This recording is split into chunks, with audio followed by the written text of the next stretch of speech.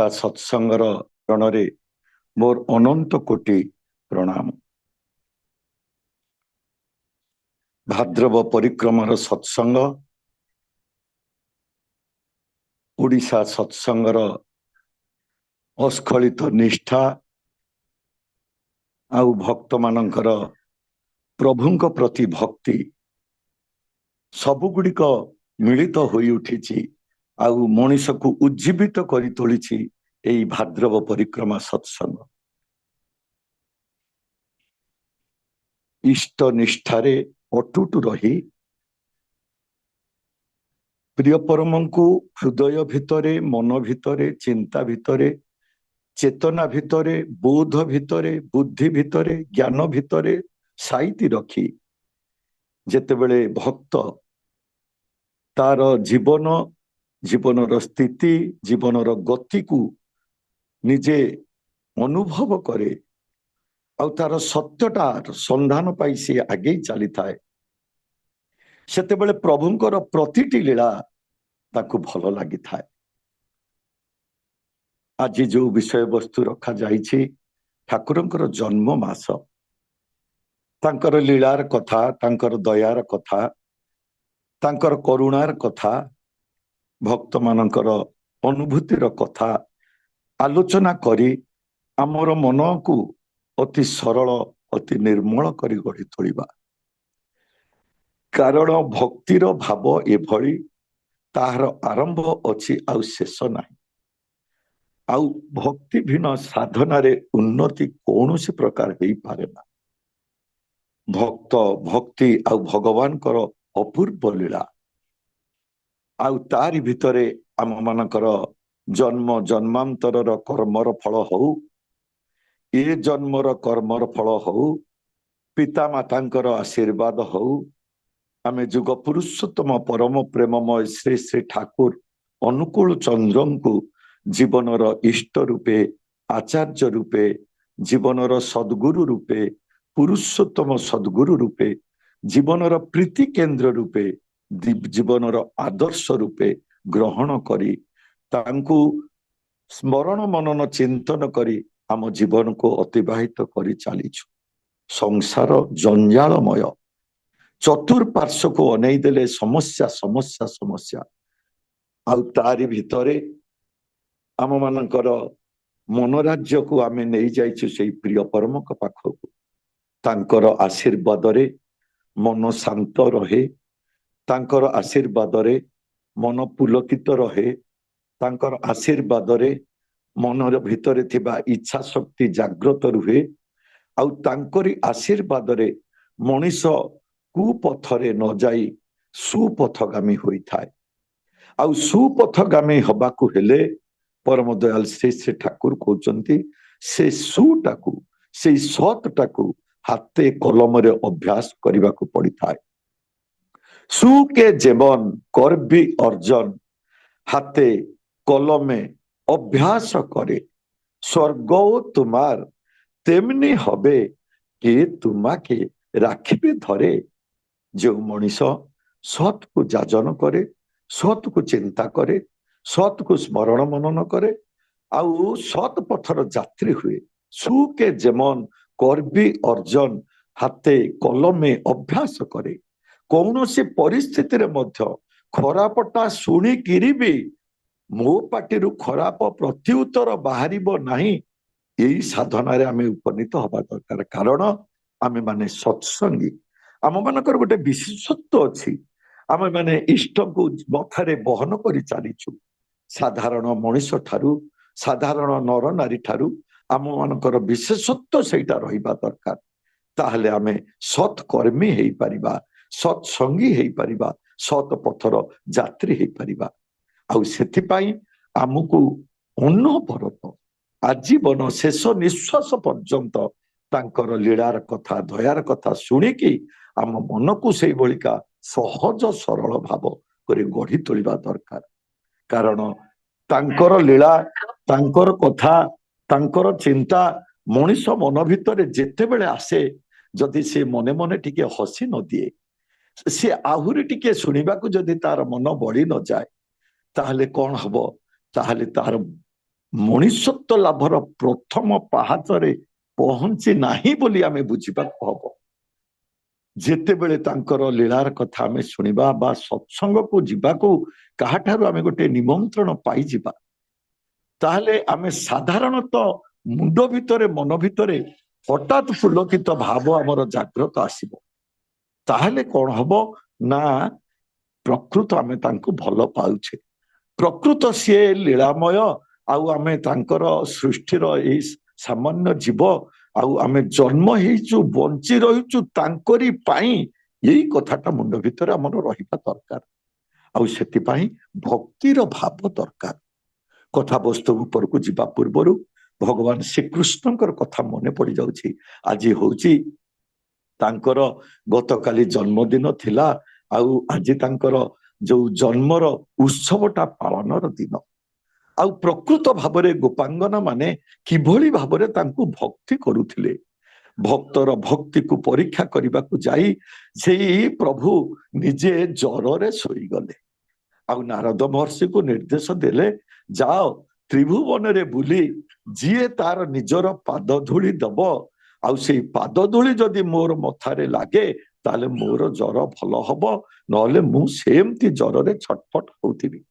ନାରଦ ମହର୍ଷି ଚାରିଆଡେ ବୁଲିଲେ, କେଡେ କେଡେ ଭକ୍ତ ମାନଙ୍କୁ ଦେଖିଲେ, କିନ୍ତୁ ସମସ୍ତେ କହିଲେ କଣ ହେଲା, ଆମର ପାଦ ଧୂଳି ଦବୁ ପ୍ରଭୁଙ୍କୁ, କିନ୍ତୁ ସେଥିରେ ଯେ ପ୍ରଭୁଙ୍କର ହିତ, ସେଥିରେ ଯେ ପ୍ରଭୁଙ୍କର ମଙ୍ଗଳ, ସେଥିରେ ଯେ ପ୍ରଭୁ ରୋଗ ଶୂନ୍ୟ ହେବେ, ଏ କଥା ଆମ ମୁଣ୍ଡ ଭିତରେ ରହିଲା ନାହିଁ।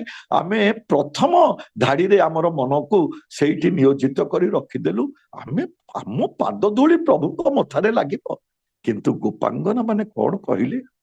ନାରଦ ମହର୍ଷି ଯେତେବେଳେ ପହଞ୍ଚି ଯାଇଛନ୍ତି, ନଦୀରୁ ଗାଧେଇକିରି ଆସୁଛନ୍ତି, ଶୁଣି ପଚାରି ଦଉଛନ୍ତି ପ୍ରଭୁଙ୍କର କଥା, ଆଉ ମନ ଦୁଃଖରେ ଯେତେବେଳେ କହି ଦଉଛନ୍ତି ନାରଦ ମହର୍ଷି ପ୍ରଭୁଙ୍କୁ ଜ୍ୱର ହେଇଛି, ଆଉ ଯିଏ ପ୍ରକୃତ ଭକ୍ତ ଯଦି ତାର ପାଦ ଧୂଳି ଦିଏ ତାହେଲେ ପ୍ରଭୁ ଭଲ ହେଇଯିବେ। ସାଙ୍ଗେ ସାଙ୍ଗେ ଗୋପାଙ୍ଗନା ମାନେ କହିଲେ, ନାରଦ ମହର୍ଷି ଏଇ କଥା, ପକାଅ ତୁମର ସେଇ ଉତ୍ତରୀ, ଆଉ ଆମେ ସମସ୍ତେ ପାଦ ଧୂଳି ଛାଡି ଦଉଛୁ, ନେଇକିରି ଯାଆନ୍ତୁ, ଆମର ପ୍ରଭୁ ଜ୍ୱରରେ ଛଟପଟ ହଉଛନ୍ତି। ଆଉ ଆମେ ଦେଖନ୍ତୁ ପ୍ରଶ୍ନବାଚୀ ରହିଯାଉଛି, ଭକ୍ତ ଆଉ ଭଗବାନଙ୍କର ଲୀଳା ଖେଳା କି ରହସ୍ୟମୟ ତାଙ୍କର ଲୀଳା ଯୁଗେ ଯୁଗେ ହେଇକିରି ଚାଲିଛି ପ୍ରତି ଯୁଗରେ। ଆଉ ଏ ଯୁଗରେ ମଧ୍ୟ ସେଇ ରହସ୍ୟମୟ ଲୀଳା ନର ଲୀଳା ଆମେ ମାନେ କେତେ ଭାବରେ ଶୁଣୁଛେ, ଜାଣୁଛେ, ଆଉ ଅନୁଭବ ମଧ୍ୟ କରୁଛେ। ଆଉ ସେଇ ରହସ୍ୟମୟ ଲୀଳା ଭିତରୁ ତାଙ୍କର ପ୍ରଥମ ଲୀଳା ଆରମ୍ଭ ହୁଏ ସେଇ ବାଲ୍ୟ କାଳରେ। ଆଉ ସେଇ ବାଲ୍ୟ କାଳରେ ଯେତେବେଳେ ଅନନ୍ତ ମହାରାଜ ଯେତେବେଳେ ତାଙ୍କର ସାଥିରେ ବନ୍ଧୁତ୍ୱ ଲାଭ କରି ସାରିଲା ପରେ ମଧ୍ୟ ମନ ଭିତରେ ଗୋଟିଏ ଭାବ ଜାଗ୍ରତ ହେଲା ଯେ ଯେତେ ଜ୍ୟୋତି ଦର୍ଶନ ହଉ, ଯେତେ ତାଙ୍କ ସହିତ ମାନେ କୀର୍ତ୍ତନରେ ଆମେ ଲାଗି ରହୁ, ପ୍ରକୃତ ସିଏ କିଏ ଏ କଥା ଯେତେବେଳେ ତାଙ୍କ ଭିତରେ ଝାପ୍ସା ହେଇକିରି ରହିଯାଇଛି, ସେତେବେଳେ ତାଙ୍କ ମନ ଭିତରେ ଗୋଟେ ଅଦ୍ଭୁତ ଚିନ୍ତା ଜାଗ୍ରତ ହେଇଛି। ଆଉ ସେଇ ଅଦ୍ଭୁତ ଚିନ୍ତା କଣ ନା, ତାଙ୍କୁ ଯଦି ଏ ଜୀବନରେ ଏଇ ଆଖିରେ ନ ଦେଖିଲି, ଆଉ ଯଦି ତାଙ୍କୁ ଏ ଜୀବନରେ ନ ପାଇଲି, ତାହେଲେ ଏ ଜୀବନଟା ରଖି କିଛି ଲାଭ ନାହିଁ। ଏ ଜୀବନ ପ୍ରକୃତ ଜୀବନ ପୂର୍ଣ୍ଣାଙ୍ଗ ଜୀବନ ହେଇପାରିଲା ନାହିଁ। ଏଇ କଥା ମନ ଭିତରେ ଭାବି ମନସ୍ଥ କରିନେଲେ ଯେ ମୁଁ ନିଶ୍ଚିତ ତାଙ୍କୁ ତ ପାଇଲି ନାହିଁ, ଏ ଜ୍ୟୋତି ଦର୍ଶନ ଏ ସବୁ ଶ୍ରବଣ ମନନ କିଛି ଲାଭ ନାହିଁ, ଆତ୍ମହତ୍ୟା କରିଦେବି। ଦେଖନ୍ତୁ ସେଦିନ ବର୍ଷା ହେଉଥାଏ ମୂଷଳ ଧାରାରେ, ଆତ୍ମହତ୍ୟା ଲାଗି ମନସ୍ଥ କରିନେଇଛନ୍ତି ଅନନ୍ତନାଥ ନିଜର ସେଇ କୁଟୀର ଭିତରେ। ଆଉ ଭକ୍ତ ହୃଦୟ ସଦା ସର୍ବଦା କାତର ବିନତି ଭାବରେ ଆଖିରୁ ଲୁହ ଗଡି ଚାଲିଛି ଯେ ପ୍ରଭୁ ଏଇ ଜୀବନ ଏଇଠି ଶେଷ ମୁଁ କରିଦେବାକୁ ଚାହୁଁଛି। କିନ୍ତୁ ଅନନ୍ତ ମହାରାଜ ଅନନ୍ତ ନାଥ ସେଦିନ ଜାଣିନଥିଲେ ଯେ ପ୍ରକୃତ ତାଙ୍କର ବାଲ୍ୟବନ୍ଧୁ ଯେ ସେ କିଏ। ଆଉ ସିଏ ଯେତେବେଳେ ଏ କଥା ଜାଣିନଥିଲେ, ଆଉ ଏଇ ସମୟରେ ଅନୁକୂଳ ଚନ୍ଦ୍ର ତାଙ୍କର ଡିସ୍ପେନ୍ସରରେ ବସିକିରି ଲୋକଙ୍କ ସହିତ କଥାବାର୍ତ୍ତା କରୁଥିଲେ, ହଠାତ୍ ଉଠି ପଡିଲେ, ବର୍ଷା ଭିତରେ ଦୌଡ଼ିବାକୁ ଲାଗିଲେ। ହିମାୟତପୁରରେ ତାଙ୍କର ଘର, ଆଉ କାଶୀପୁର ଅନନ୍ତନାଥଙ୍କର ଘର ଦୂରତା ବେଶ କିଛିଟା। ଆଉ ତ୍ୱରିତ ଗତିରେ ଯେତେବେଳେ ସେ ଦୌଡ଼ି ଯାଇକିରି ଡାକ ମାରୁଛନ୍ତି, ଅନନ୍ତ ଅନନ୍ତ କବାଟ ଖୋଲ। ଆଉ ଅନନ୍ତ ମହାରାଜ ଚମକି ପଡିଛନ୍ତି, ଇଏ ତ ଅନୁକୂଳ ଚନ୍ଦ୍ରଙ୍କର କଣ୍ଠସ୍ୱର। ଆଉ ସିଏ ତାହାରି ଭିତରେ ଆଶ୍ଚର୍ଯ୍ୟ ହେଇଛନ୍ତି, କିନ୍ତୁ ଦୌଡ଼ି ଲଗେଇ ଦେଇଛନ୍ତି। ଆଉ ଏଇ ସମୟ ଭିତରେ କବାଟକୁ ଜୋରରେ ଧକ୍କା ମାରି ପଛକୁ ଯାଇ ଦଇଡୁ ତଳୁ ଟେକି ଧରିକିରି ଯେତେବେଳେ ତଳକୁ ତାଙ୍କୁ ବାହାର କରି ଆଣିଛନ୍ତି, କଣ କହୁଛନ୍ତି, ଲୀଳାମୟଙ୍କର ଲୀଳା। ଆରେ ମୋତେ ଛାଡି କୁଆଡେ ଯାଉଛ? ଭଗବାନଙ୍କୁ ଖୋଜିବାକୁ। ଭଗବାନ ତ ଦିନ ରାତି ତୁମ ପଛେ ପଛେ ଘୁରୁଛନ୍ତି, ତାହାର ଖୋଜ ଖବର କେବେ ରଖ।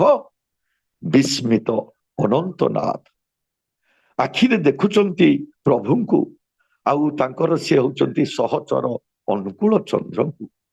ଆଉ ତାଙ୍କ ଭିତରୁ ଉଦ୍ଭାସିତ ହୋଇ ଉଠିଛି କେତେ ଆଲୋକ। ଆଉ ଚକ୍ଷୁ ଦୟକୁ ଝରି ପଡିଛି ତାଙ୍କର ଲୋତକ। ଆଉ ଭକ୍ତ ବତ୍ସଳ ସେଦିନ ତନ୍ମୟ ହେଇଯାଇଛନ୍ତି ପ୍ରଭୁଙ୍କର ସ୍ୱରୂପକୁ ଦେଖି। ଆଉ ସେଇ ଦିନ ଠାରୁ ଅନୁକୂଳ ଚନ୍ଦ୍ରଙ୍କୁ ଠାକୁର ବୋଲି ସେ ଅଭିହିତ କରିଛନ୍ତି। କିଭଳି ଜାଣିଲେ ଅନନ୍ତନାଥଙ୍କର ଏଇ ଅବସ୍ଥା? ସେ ଯଦି ପ୍ରକୃତ ଲୀଳାମୟ ନ ହୋଇଥାନ୍ତି, ଆଉ ତାଙ୍କର ଲୀଳା ଭିତରେ ଯଦି ସେଇ ରହସ୍ୟ ଭାବ ପରିପୂର୍ଣ୍ଣ ନ ହେଇଥାଏ, ତାହେଲେ ଆମେ ମାନେ ପ୍ରଭୁ ତାଙ୍କର ଏଇ ଯୋଉ ଅର୍ଜୁନଙ୍କୁ ଯେପରି ସେ ତାଙ୍କର ସ୍ୱରୂପ ଦେଖେଇଥିଲେ, ଆଉ ଅନନ୍ତ ମହାନାଥକୁ ମଧ୍ୟ ସେଇଦିନ ସିଏ ପ୍ରଭୁ ତାଙ୍କର ନିଜର ସ୍ୱରୂପକୁ ଦେଖେଇଥିଲେ। ଆଉ ଲୁଟି ପଡିଥିଲେ ତାଙ୍କର ପାଦ ତଳେ ଅନନ୍ତନାଥ। କିଭଳି ରହସ୍ୟମୟ ଲୀଳା ଆଜି ପର୍ଯ୍ୟନ୍ତ ମଧ୍ୟ ରହିଯାଉଛି। କିଭଳି ସେ ତ୍ରିକାଳଜ୍ଞ ଥିଲେ, କିଭଳି ସେ ଅଭ୍ରାନ୍ତ ଦ୍ରଷ୍ଟା ଥିଲେ, କିଭଳି ସେ ଅବତାର ନୁହେଁ ଅବତାରୀ ଭାବରେ ଜନ୍ମ ନେଇ ତାଙ୍କର ପ୍ରତିଟି ମୁହୂର୍ତ୍ତ ଲୀଳାମୟଙ୍କର ଲୀଳା ବିଚ୍ଛୁରିତ ହେଇ ଉଠିଛି ଗଗନ ପବନ ଭିତରେ, ପୃଥିବୀ ପୃଷ୍ଠରେ, ପ୍ରତିଟି ନରନାରୀଙ୍କ ପାଖରେ। ଆଉ ତାଙ୍କର ଅନ୍ୟତମ ବନ୍ଧୁ ମଧ୍ୟ ଥିଲେ ଯେ କିଶୋରୀ ମୋହନ। ତାଙ୍କ ଲୀଳା ତ ମାନେ ଅସମ୍ଭବ। କେତେ ଯେ ପରୀକ୍ଷା, କେତେ ଶୀତ ରାତିରେ ପରୀକ୍ଷା, କିଭଳି ଭାବରେ ସେଇ ଫଟୋ ପଛରେ ସେଇ ସନ୍ଦେଶ ରଖି ତାଙ୍କୁ ପରୀକ୍ଷା କରିକିରି ଚାଲିଛନ୍ତି। ଘଟଣାଟା ସେଦିନ କିଭଳି ଥିଲା? ପ୍ରକୃତ ଭାବରେ କିଶୋରୀ ମୋହନ ଭଲ ପାଉଥିଲେ ଅନନ୍ତନାଥ ଠାକୁରଙ୍କୁ। ଆଉ ଅନନ୍ତନାଥ ଠାକୁର ଭଲ କରିକିରି ଜାଣିଥିଲେ କିଶୋରୀ ମୋହନ। ଆଉ କିଶୋରୀ ମୋହନ ଯେତେବେଳେ ପ୍ରଶ୍ନ ଉଠାନ୍ତି, ପ୍ରକୃତ ଯେ ମୁଁ କାହାକୁ ଭଲ ପୂଜା କରିବି, କାହାକୁ ମାନିବି? ନା, ତୁମର ଘର ପାଖରେ ଶ୍ରୀ ଶ୍ରୀ ଠାକୁର ଅନୁକୂଳ ଚନ୍ଦ୍ର, ସିଏ ହଉଛନ୍ତି ପୂର୍ଣ୍ଣ ଅବତାର। ଆଉ ଅବତାର ତ ନୁହଁ, ଅବତାରୀ। ତୁମେ ତାଙ୍କୁ ପୂଜା ଆରାଧନା କର। ଏଇ କିଶୋରୀ ମୋହନ କଣ ସହଜ ଲୋକ? ତାଙ୍କର ଚରିତ୍ର ତ ଆପଣ ମାନେ ସମସ୍ତେ ଜାଣନ୍ତି। କିଭଳି ନାହିଁରୁ ହଁ ଆଡକୁ ଆସିଲେ, କିଭଳି ଅନ୍ଧାରରୁ ଆଲୋକକୁ ଗମନ କଲେ, କିଭଳି ମାନେ ଗୋଟିଏ ଦୁଷ୍କର୍ମ କରୁଥିବା ମଣିଷ ଗୋଟିଏ ସତ୍ କର୍ମରେ ଲିପ୍ତ ରହି ପ୍ରଭୁଙ୍କୁ ପ୍ରତିଷ୍ଠା କଲେ ତାଙ୍କର ଜୀବନ ଭିତରେ। ଆମେ ମାନେ ସମସ୍ତେ କଥା ଜାଣିଛୁ। ଆଉ ଯେତେବେଳେ ପ୍ରଭୁ ତାଙ୍କ ଘରକୁ ଆସିଛନ୍ତି, ନା ସିଏ ଯେତେବେଳେ ସେଇ ଷ୍ଟିମର ଘାଟରୁ ଯାଇଛନ୍ତି, ପରୀକ୍ଷା କରିବାର ମନୋଭାବ ରହିଲା ଯେ ସଖା ସେଇ ଅନୁକୂଳ ଚନ୍ଦ୍ର। ଆଉ ଅନୁକୂଳ ଚନ୍ଦ୍ର ଖାଇବାକୁ ଭଲ ପାଆନ୍ତି ସେଇ ଖଜୁରୀ ସନ୍ଦେଶକୁ ନେଇକିରି ରଖିଦେଇଛନ୍ତି ସେଇ ମାନେ ହରନାଥ ଠାକୁରଙ୍କର ଫଟୋ ପଛପଟରେ। ଆଉ ରଖିଦେଇକିରି ସେ ଯେତେବେଳେ ପ୍ରଭୁ ଆସିଛନ୍ତି, ତାଙ୍କ ସହିତ ଆଳାପ ଆଲୋଚନା ଚାଲିଛି। ଆଉ ଯେତେବେଳେ ସେ ଫେରିକିରି ଯାଉଛନ୍ତି, କଥା ତ ବହୁତ ଲମ୍ବେଇଲେ ବହୁତ ହୁଏ। ତାହେଲେ ସେ ଯେତେବେଳେ ମାଗୁଛନ୍ତି ଗ୍ଲାସ ପାଣି ଟିକେ ଦବ ନାହିଁ ପିଇବା ପାଇଁ, ଖାଲି ପାଣି, ଆଉ କିଛି ନାହିଁ, ପାଣି ଗିଲାସେ ଦିଅ। ଆଉ ମୃଦୁ ମୃଦୁ ହସରେ ରହସ୍ୟପୂର୍ଣ୍ଣ ଭାବରେ ଶ୍ରୀ ଶ୍ରୀ ଠାକୁର ମଧ୍ୟ ଚାହିଁଛନ୍ତି କିଶୋରୀ ମୋହନ ଆଡକୁ। କିଶୋରୀ ମୋହନ ପାଣି ଗିଲାସେ ଦେଇଛନ୍ତି, ସିଏ ପିଇ ଦେଇଛନ୍ତି, କିଛି ବାଟ ଆଗେଇ ଯାଇଛନ୍ତି, ଫେରି ଆସିଛନ୍ତି ଭକ୍ତର ଭକ୍ତି ଯୋଉ ମନ ଭିତରେ ପ୍ରଶ୍ନବାଚୀ ତାକୁ ସମାଧାନ କରିବା ପାଇଁ। କହୁଛନ୍ତି ଘରେ କିଛି ନାହିଁ, ଆଉ ଟିକେ କଣ ଖାଇବା ପାଇଁ, ପାଟିରେ ଲଗେଇବା ପାଇଁ କିଛି ନାହିଁ, ଖାଲି ପାଣି। କିଶୋରୀ ମୋହନ କଣ କହୁଛନ୍ତି? ଘରେ ତ ଏବେ କିଛି ନାହିଁ, ଅନ୍ୟ ଦିଗକୁ ଚାହିଁକିରି ସେ ଲୀଳା କରୁଛନ୍ତି ପ୍ରଭୁଙ୍କ ସାଗରେ ଭକ୍ତ ଆଉ ଭଗବାନଙ୍କର ଲୀଳା। ଆଉ ଶ୍ରୀ ଶ୍ରୀ ଠାକୁର କହୁଛନ୍ତି ଯେ ମୁଁ ସନ୍ଦେଶ ନ ଖାଇ ତ ଯିବି ନାହିଁ କହିକିରି କଣ କହିଛନ୍ତି ନା ଅନନ୍ତ ଠାକୁରଙ୍କର ଫଟୋ ପଛ ପାଖକୁ ହାତ ବଢାଇ ଦେଇଛନ୍ତି ଶ୍ରୀ ଶ୍ରୀ ଠାକୁର। ସେଇଠି କଣ କହୁଛନ୍ତି ଯେ କିଶୋରୀ ମୋହନ ଯେ ସେଠି ତମାଖୁ ଛଡା ଆଉ କିଛି ନାହିଁ। କିନ୍ତୁ ଶ୍ରୀ ଶ୍ରୀ ଠାକୁର ସେ ତ ଅଭ୍ରାନ୍ତ ଦ୍ରଷ୍ଟା। କେତେ ସୁନ୍ଦର ଭାବରେ ସନ୍ଦେଶ ଆଣିକିରି ସେ ଖାଇଛନ୍ତି। ଆଉ କଣ କହୁଛନ୍ତି ଯେ ମୋ ପାଇଁ ରଖିଥିବା ସନ୍ଦେଶକୁ ଲୁଚେଇ ରଖିଥିଲ କାହିଁକି? ଶ୍ରୀ ଶ୍ରୀ ଠାକୁରଙ୍କ କଣ୍ଠରୁ ଯେମିତି କରୁଣା ଝରି ପଡୁଥାଏ। ଆହା ସତେ କେତେ ଦୟାମୟ ସିଏ। କାହିଁକି ଲୁଚେଇ ରଖିଥିଲ? ପ୍ରଶ୍ନ ପରେ ପ୍ରଶ୍ନ ତାଙ୍କର ଶ୍ରୀମୁଖରୁ ନିଃସୃତ ହଉଛି ଏଇ କଥା। ଆଉ ଅନନ୍ତ କିଶୋରୀ ମୋହନଙ୍କର କର୍ଣ୍ଣ ପଟରେ ତାହା ଧଡ଼ ଧଡ଼ ହେଇକିରି ବାଜି ଯାଉଛି। ଭାବ ବିହୋଳ କିଶୋରୀ ମୋହନ ଆଉ କିଛି କହିପାରୁନାହାନ୍ତି। ସେ ଜ୍ୟୋତିର୍ମୟ ପୁରୁଷଙ୍କର ଆଗରେ ଲୁଟି ପଡିଛନ୍ତି ତାଙ୍କର ପାଦ ପଦ୍ମରେ। ଏମିତି ଭାବରେ ପ୍ରଭୁ ଭଗବାନ ଆଉ ଭକ୍ତର ଲୀଳା କେତେ ଲୀଳାମୟ ସିଏ ଥିଲେ। ପ୍ରତିଟି ପ୍ରଶ୍ନର ଉତ୍ତର ସେ ସଦା ସର୍ବଦା ଦେଇକିରି ଚାଲନ୍ତି। ଆଉ ଆଉ ତାଙ୍କରି ସେଇ ଉତ୍ତର ପାଇକିରି ମଧ୍ୟ ଆମେମାନେ ମଣିଷ ଏତେ ମାୟାର ଅଧୀନ, ଏତେ କାଳର ଅଧୀନ, ଏତେ ବୃତ୍ତି ପ୍ରବୃତ୍ତିର ଅଧୀନ, ଏତେ ମନର ଅଧୀନ। ଆମେ ତଥାପି ମଧ୍ୟ ତାଙ୍କୁ ପୂର୍ଣ୍ଣ ଭାବରେ ଆଜି ପର୍ଯ୍ୟନ୍ତ ବିଶ୍ୱାସ କରିପାରୁନୁ। ଦିଟା କାମରେ ବିଶ୍ୱାସ କରୁଛୁ, କର୍ମର ପ୍ରାପ୍ତି ମିଳି ଯାଇଥିଲେ ଆଉ ଦିଟା କାମରେ ମଧ୍ୟ ବିଶ୍ୱାସ କରିପାରୁନୁ। କେତେ ଭାବରେ ତାଙ୍କର ଲୀଳା ଏଇ ପୃଥିବୀ ପୃଷ୍ଠରେ ଆମେ ମାନେ ଲକ୍ଷ୍ୟ କରିକିରି ଜାଣିପାରିବା କିଭଳି ଭାବରେ ସେ ଲୀଳାମୟ ଥିଲେ ଏଇ ସଂସାର ଭିତରେ। ଆଉ ତାଙ୍କର ଲୀଳା ପରମ ଦୟାଳୁ ଶ୍ରୀ ଶ୍ରୀ ଠାକୁରଙ୍କର ଲୀଳା ଥିଲା ଏକ ଅଲୌକିକ ଓ ସ୍ୱାଭାବିକ ମଧ୍ୟ। ତାଙ୍କ ମତରେ ଏ ସଂସାରରେ ଯାହା କିଛି ଘଟିଥାଏ ତାର ପ୍ରଚ୍ଛଦ ପଟରେ ଏକ ନିର୍ଦ୍ଦିଷ୍ଟ କାରଣ ଥାଏ। ଭାଇ ଓ ମାମାନେ,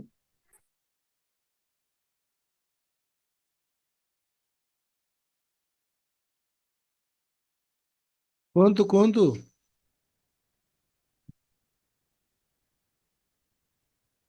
ଆପଣ ଅଡିଓ ଅଫ୍ ହେଇଗଲା ଦାଦା।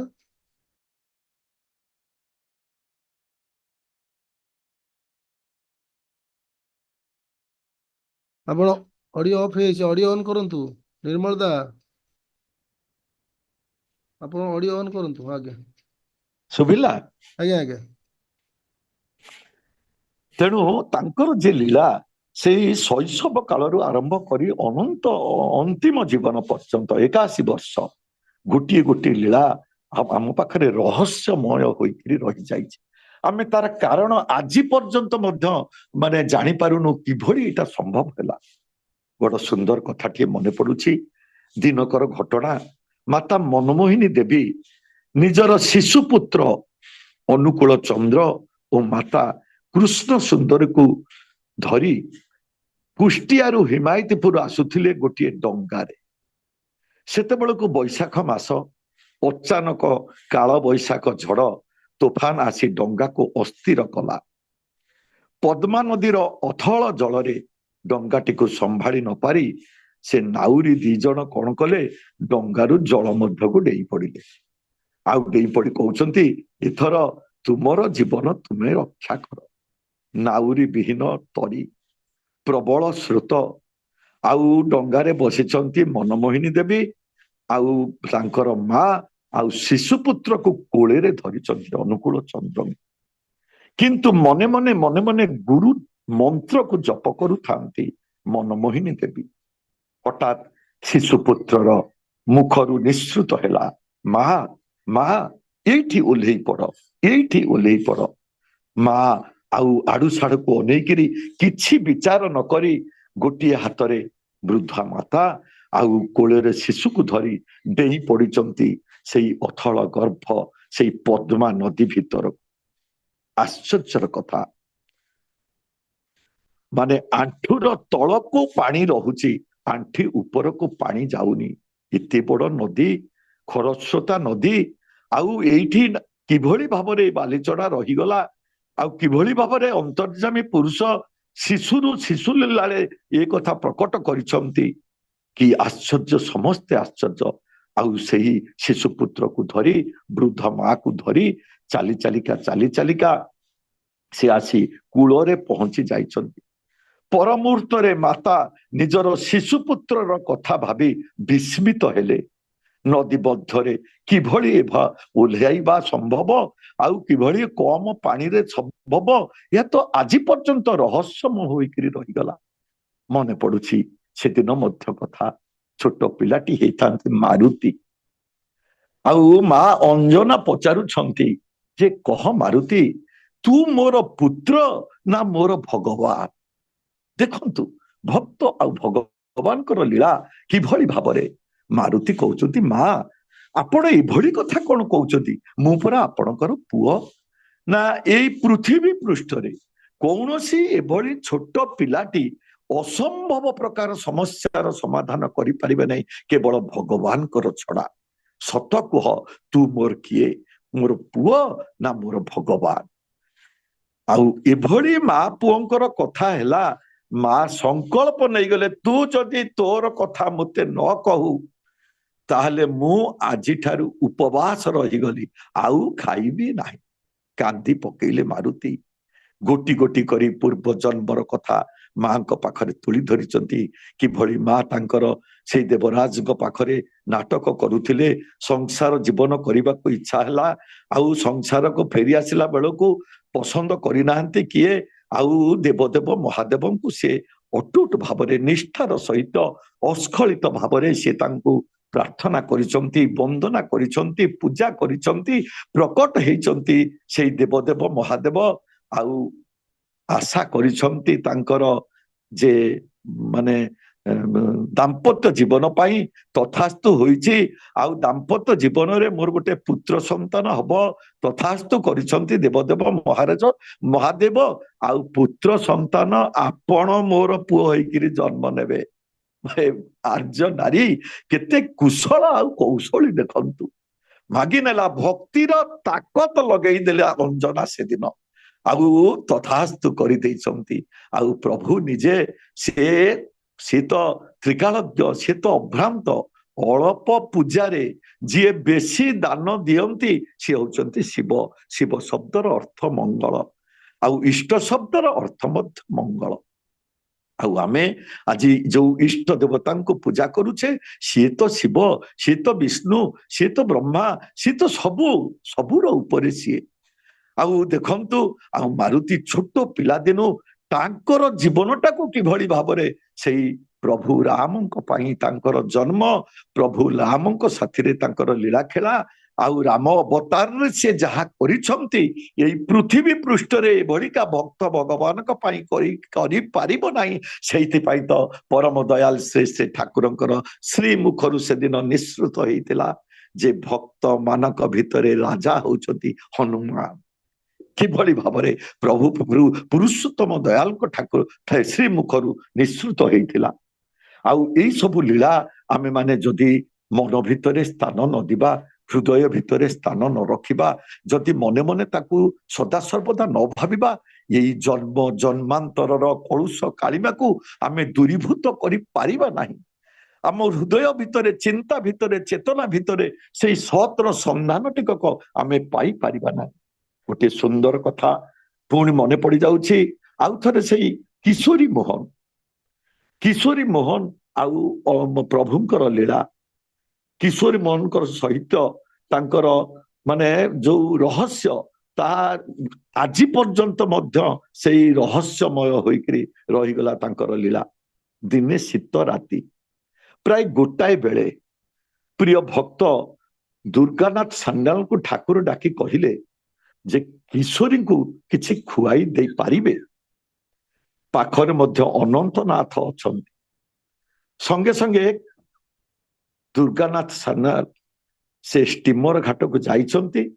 କିଛି ଚୁଡା ଆଉ ମୁଡକି ଧରି ପ୍ରଭୁଙ୍କର ନିର୍ଦ୍ଦେଶନା, ସେ ରାତି ଦିନ ଝଡ଼ ବର୍ଷା ଶୀତ କାକର ଘାତ ପ୍ରତିଘାତ କି ମାନେ ତାକୁ ବାଧା କିଛି ବଡ ବୋଲି ଲାଗେ ନା। ଏ ମନ ନ ମାନେ ବାଧା, ଡାକେ ସଦା ରାଧା ରାଧା। এই ভাବ ପ୍ରକୃତ ଭକ୍ତ ଯେ ତା ମନ ଭିତରେ ଜାଗ୍ରତ ରହିଥାଏ। ସଙ୍ଗେ ସଙ୍ଗେ ଯାଇକିରି ପହଞ୍ଚି ଯାଇଛନ୍ତି ସେଇ ଚୁଡା ମୁଡକି ଧରି କିଶୋରୀ ମୋହନଙ୍କର ଘରେ ପ୍ରଭୁଙ୍କର ନିର୍ଦ୍ଦେଶରେ। କିଶୋରୀ ମୋହନ ଆଉ ତାଙ୍କର ସାଙ୍ଗମାନେ କୀର୍ତ୍ତନ କରି କରି ଆସି ଦେଖିଛନ୍ତି ଘରେ କିଛି ନାହିଁ, ସେମିତି ଶୋଇ ପଡିଛନ୍ତି, କିଛି ଖାଇବାକୁ ନଥିଲା ମଧ୍ୟ, ଅଭୁକ୍ତ ସେମାନେ ଥିଲେ। ଠାକୁର ଏହି ଖାଦ୍ୟ ପଠାଇଥିବା ଦେଖି ସେମାନଙ୍କର ଆଖିରୁ ଲୋତକ ଧାରା ବୋହି ପଡିଲା। ପରେ ପରେ ସାଙ୍ଗେ ସାଙ୍ଗେ କଣ କରୁଛନ୍ତି, ଅନନ୍ତନାଥ ପହଞ୍ଚିଲେ ହାତରେ ରସଗୋଲାର ଠୁଙ୍ଗା ଧରି। ସେମାନେ ଆହୁରି ଆନନ୍ଦରେ ତାକୁ ଖାଇଲେ, ଆଉ ମନ ଭିତରେ ପ୍ରଭୁଙ୍କୁ ଭକ୍ତିର ଭାବରେ ପ୍ରଣାମ ନିବେଦନ କରି ଧାର ଧାର ସମସ୍ତଙ୍କ ଆଖିରୁ ଲୁହ ବୋହି ଯାଉଛି। ପ୍ରକୃତ ଦୟାମୟଙ୍କର କିଭଳି ଦୟା! ସେଇଥିପାଇଁ ତ ପ୍ରଭୁ ସେଦିନ କହିଥିଲେ, ପିତାର ଏମନ୍ତର ଆଲିଙ୍ଗନ ଆର ପାବିନା। ମାନେ ଦେଖନ୍ତୁ, ଆମ ମାନଙ୍କର ବିଶ୍ୱାସ ପକ୍କା କରିବାକୁ ହେଲେ ଆମେ ମାନେ ସଦା ସର୍ବଦା 24 ଘଣ୍ଟାର ମତନ ଲାଗି ରହିବା, ଜୀବ ନିତ୍ୟ କୃଷ୍ଣ ଦାସ ହବାକୁ ପଡିବ। ଆଉ ସଂସାର କାମ କରୁଥିବି, ପୁଅ ପାସ ପାଇ ଯାଇ ମୁଣ୍ଡିଆ ମାରି ଦଉଥିବି, ଭଲ ବରଟିଏ ପାଇଁ ମୁଣ୍ଡିଆ ମାରି ଦଉଥିବି, ଚାକିରିଟି ପାଇଁ ମୁଣ୍ଡିଆ ମାରୁଥିବି, ଏହା ହବ ନାହିଁ। ସେଇଥିପାଇଁ ଶାଶ୍ୱତୀ ଗ୍ରନ୍ଥରେ ଠାକୁର କଣ କହିଲେ, ପାଇଲି ନାହିଁ ବୋଲି ଚିତ୍କାର କରୁଛ, କରିଛ କଣ? ଯାହା କରିଛ ତାହା ପାଇଛ। ତେଣୁ ଆମ ମାନଙ୍କର କରିବାଟା ସଦା ସର୍ବଦା ଆଜି ପର୍ଯ୍ୟନ୍ତ ତ୍ରୁଟି ରହିଯାଉଛି ଆମ ମାନଙ୍କର ବିଶ୍ୱାସର ଅଭାବରୁ। ଆଉ ଆମ ମାନଙ୍କୁ ଯୋଉ ବିରାଟ ଶକ୍ତି ଦେଇଛନ୍ତି, ଇଚ୍ଛା ଶକ୍ତି, ତାକୁ ମିସୟୁଟିଲାଇଜ କରିବା ଯୋଗୁଁ ଗୋଟିଏ ଗରିବ, ନଗଣ୍ୟ ଗରିବ ହେଉ, ତା ଭିତରେ ମଧ୍ୟ ଭଲ ପାଇବା ଅଛି। ଗୋଟିଏ କୋଟିପତି ହଉ ବା ଜ୍ଞାନୀ ହଉ, ତା ମଧ୍ୟରେ ମଧ୍ୟ ଭଲ ପାଇବା ଅଛି। କିନ୍ତୁ ସେ ଭଲ ପାଇବାଟାକୁ ଆମେ ସେଇ ପ୍ରିୟ ପରମଙ୍କ ପାଇଁ ପ୍ରଥମ ସମର୍ପିତ କରିପାରୁନି। ଦୟାଲ କରୁଛନ୍ତି, কত সুখের স্বপন করলে রচন বাসলে ভালো যারে তারে, জীবনটা গেল হেলায় ফেলায় ভাসতে শুধুই অশ্রু ধারে। ଯୋଉ ପୁଅଟି ଶୋଇ ପଡିଛି, ଡାକିବାକୁ ମାକୁ କଷ୍ଟ ଲାଗୁଛି, ଏତେ ପାଠ ପଢିଛି, ରାତି ଯାଏ ଶୋଇଛି, ସେଇ ପୁଅ ପୁଣି ସତ୍ସଙ୍ଗ କେନ୍ଦ୍ରିକ ମା ତିଆରି କରିପାରିଲା ନାହିଁ, ନିର୍ମାଣ କରିପାରିଲା ନାହିଁ, ଅସତ୍ସଙ୍ଗରେ ପଡିଲା। ପରିବାରର, ପରିଜନର, ନିଜର ନିଜେ କାଳ ହେଲା। କାହିଁକି ହେଲା? ମା ତାକୁ ନିର୍ମାଣ କରିପାରିଲା ନାହିଁ। ମାର ବିଶ୍ୱାସ ଆଜି ପର୍ଯ୍ୟନ୍ତ ପ୍ରିୟ ପରମଙ୍କ ପାଖରେ ସମର୍ପିତ ହୋଇପାରି ନାହିଁ।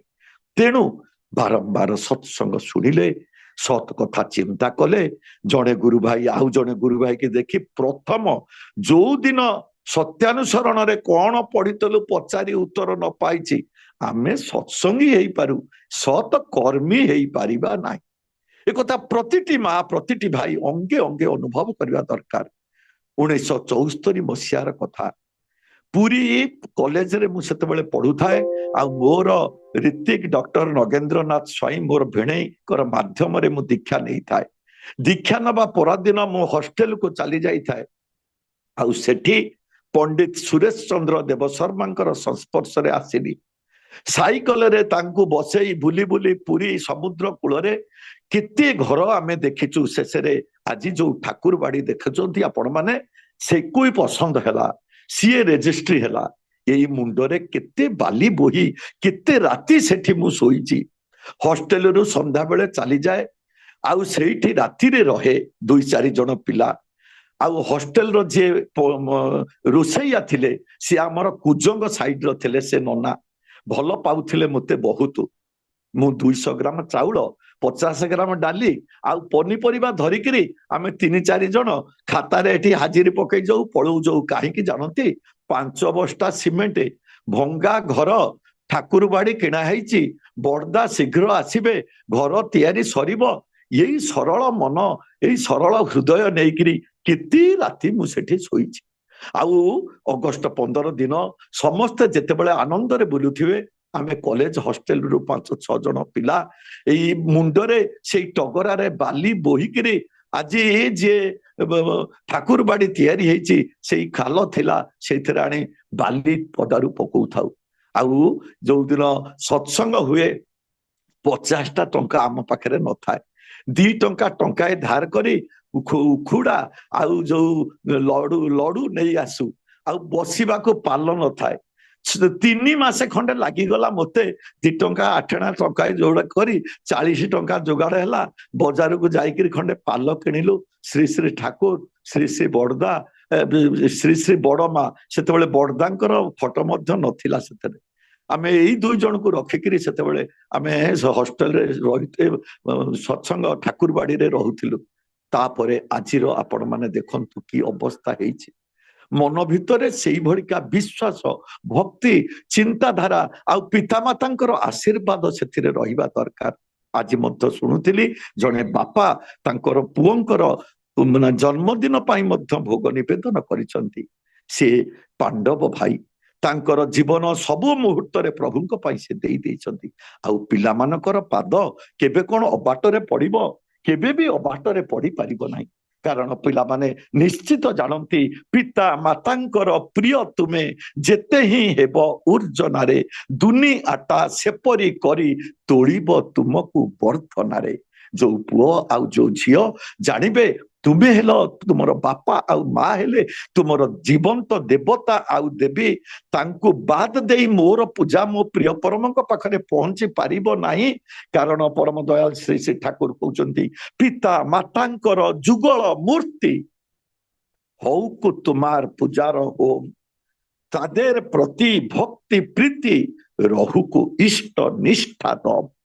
ପିତା ମାତାଙ୍କର ଯୁଗଳ ମୂର୍ତ୍ତି ପାଖରେ ମୁଁ ଯଦି ମୋର ସାଷ୍ଟାଙ୍ଗ ପ୍ରଣିପାତ କରେ, ଆଉ ପ୍ରିୟ ପରମଙ୍କୁ ପ୍ରାର୍ଥନା କରେ, ମୋ ବାପା ଆଉ ମାଙ୍କ ଭିତରେ ଆପଣ ମୋତେ ପୃଥିବୀ ପୃଷ୍ଠକୁ ଅଣାଇଛନ୍ତି, ଆଉ ଆଶୀର୍ବାଦ କରନ୍ତୁ ଏଇ ହାତ ଦେଇ, ଏଇ ମନ ଦେଇ, ଏଇ ପାଦ ଦେଇ, ଏଇ ଆଖି ଦେଇ ମୁଁ ଆପଣଙ୍କର କର୍ମ କରିବି, ଆପଣଙ୍କର ପୂଜାରୀ ହେବି, ଆପଣଙ୍କର ପରିରକ୍ଷଣ, ପରିପାଳନ, ପରିପୂରଣ, ପରିପୋଷଣ କରିବି। ତାହେଲେ ଜନ୍ମ ଦେଇଥିବା ବାପା ମା ସାର୍ଥକତା ଲାଭ କରିବେ। ଆଉ କଣ କହିବେ ଜାଣନ୍ତି? ତୋ ଭଳି ପୁଅକୁ ମୋ ବଂଶରେ ଜନ୍ମ ଦେଇ ମୋର ବଂଶ ଧନ୍ୟ ହୋଇଗଲା। ଆଉ ଆମେମାନେ ମଧ୍ୟ ତାଙ୍କ ପାଖରୁ ଜନ୍ମ ନେଇ କହିବା ଏଇଭଳି ବାପା, ଏଇଭଳି ମାଙ୍କୁ ଆମେ ଜୀବନରେ ନ ପାଇଥିଲେ ଆମେ କଣ ଯୁଗ ପୁରୁଷୋତ୍ତମ ଶ୍ରୀ ଶ୍ରୀ ଠାକୁରଙ୍କୁ ଇଷ୍ଟ ରୂପରେ, ଗୁରୁ ରୂପରେ, ଆଚାର୍ଯ୍ୟ ରୂପରେ କେବେ ପାଇପାରିଥାନ୍ତୁ? ଏଇ ସରଳ ମନ, ଏଇ ସରଳ ଭଲ ପାଇବା, ଏଇ ସରଳ ଭକ୍ତି ଆମ ମାନଙ୍କ ପାଖରେ ତୋଳି ଧରିଛନ୍ତି ସେଇ ପ୍ରିୟ ପରମ କେତେ ସୁନ୍ଦର ଭାବରେ। ଆଉ ନିଜେ ମଧ୍ୟ ଲୀଳା କରିକିରି ଦେଖେଇ ଗଲେ। ଆଉ ସେଦିନ ସେଇ ଠୁଙ୍ଗାରୁ ମିଠା ଖାଇସାରି ଯେତେବେଳେ ଆନନ୍ଦରେ ସେମାନେ ଗଭୀର ହୋଇଯାଇଛନ୍ତି, ଆଉ ଫେରି ଆସିବା ଆରମ୍ଭ କରିଛନ୍ତି ଦୁର୍ଗାନାଥ ସାନାଲ। ସାନ୍ୟାଲ ଯେତେବେଳେ ଭାଇ ଅନନ୍ତନାଥ ସିଏ ରାତିର ଗଭୀର ହୋଇଯାଇଛି, ଅନ୍ଧକାର ରାତି, ଯେତେବେଳେ ବାହାରି ଆସିଛନ୍ତି ସେଇ ତାଙ୍କ ଘରୁ, କିଶୋରୀ ତାଙ୍କର ଘରୁ କିଛି ବାଟ ଗଲା ପରେ ଅନ୍ତର୍ଧାନ ହେଇଯାଇଛନ୍ତି ଅନନ୍ତନାଥ। ଦୁର୍ଗାନାଥ ତାଙ୍କୁ ନ ଦେଖି ଗଭୀର ରାତିରେ ନିଛାଟିଆ ରାସ୍ତାରେ ଭୟ ପାଇ ଦୌଡ଼ିବାକୁ ଆରମ୍ଭ କଲେ। ଭୟରେ ଚିତ୍କାର କରି ଠାକୁର ଠାକୁର ଯାଇକିରି କହି ଠାକୁରଙ୍କ ଶୟନ କକ୍ଷରେ କବାଟ ବାଡ଼େଇ ପହଞ୍ଚି ଗଲେ। ଦେଖିଲା ଠାକୁର ଘର ଭିତରୁ କବାଟ ଖୋଲି ଦେଖିଲେ, ଆଖି ମଳି ମଳି କି ଲୀଳା ଦେଖନ୍ତୁ, କି ଲୀଳା। ଆଉ ଦେଖିଲେ ଯେ ଦୁର୍ଗାନାଥ ଭୟରେ ଥରୁଛନ୍ତି। ଆଉ ଦୁର୍ଗାନାଥ ଦେଖୁଛନ୍ତି ଘର ଭିତରେ ଅନନ୍ତନାଥ ଅଛନ୍ତି। କି ଲୀଳା, ରହସ୍ୟମୟ ଲୀଳା, ରହସ୍ୟମୟ ଲୀଳା। ଆଉ ସେଇ ଲୀଳାକୁ ସିଏ ପ୍ରଭୁ କେବେ ମାନେ ପ୍ରଭୁଙ୍କର ଏଇ ଲୀଳାକୁ ଆମେ ମାନେ କେବେ ଭାବରେ ମାନେ ଆଜି ପର୍ଯ୍ୟନ୍ତର ସମସ୍ୟାର ସମାଧାନ ଆମେ ପାଇପାରିଲୁ ନାହିଁ। ଆଉ ଏ କଥା ଯଦି ଆମେ ଭାବିବା, ଚିନ୍ତିବା, ଏ କଥା କିଛି ନୂଆ ନୂଆ ରହସ୍ୟମୟ ନୁହଁ ତାଙ୍କ ପାଖରେ।